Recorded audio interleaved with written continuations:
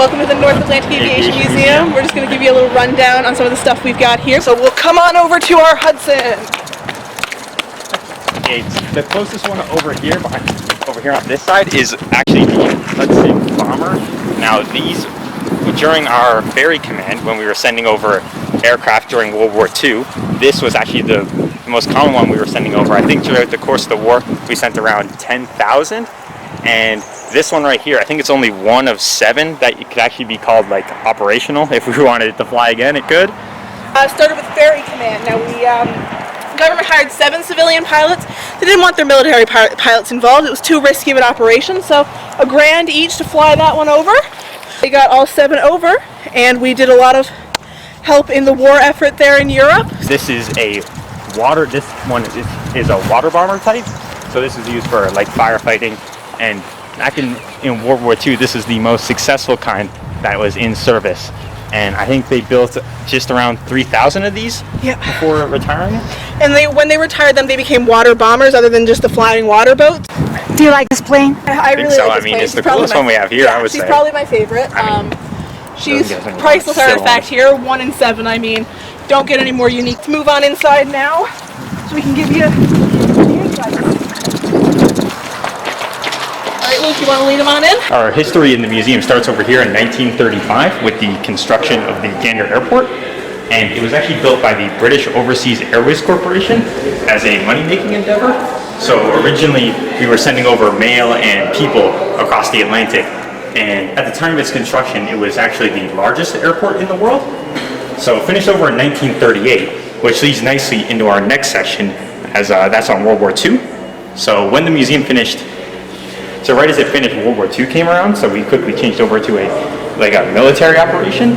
So we had a pretty unique thing going on called Ferry Command.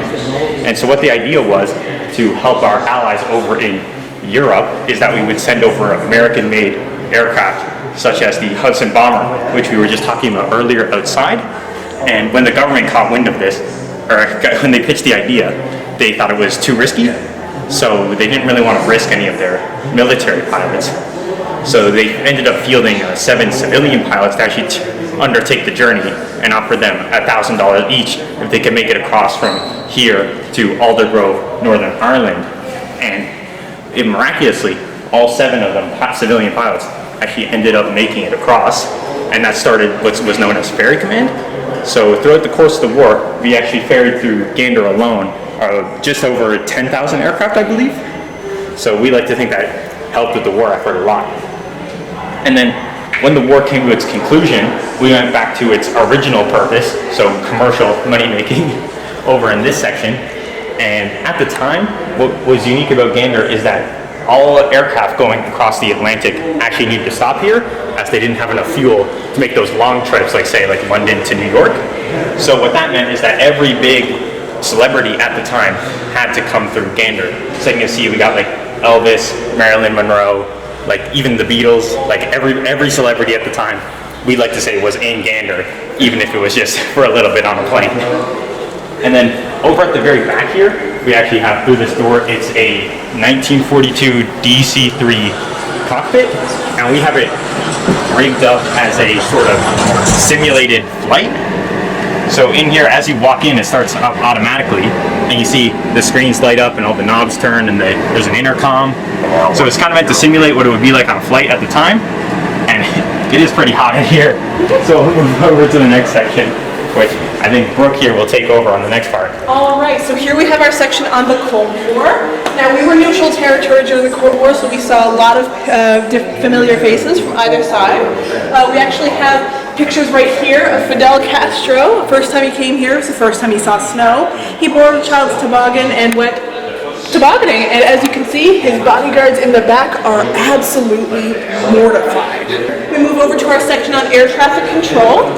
Now, something unique about Gander's air traffic control scene is that we not only control the air above us, but a very large portion of the Atlantic, which is why we were able to land 42 aircraft during 9/11. We landed 38 civilian aircraft, which most people will cover, but we did not. A lot of places don't cover the additional 4 military aircraft that we landed during that time. So then over here, we do move on to our 9/11 section. We have a piece of the steel beams from the tower here.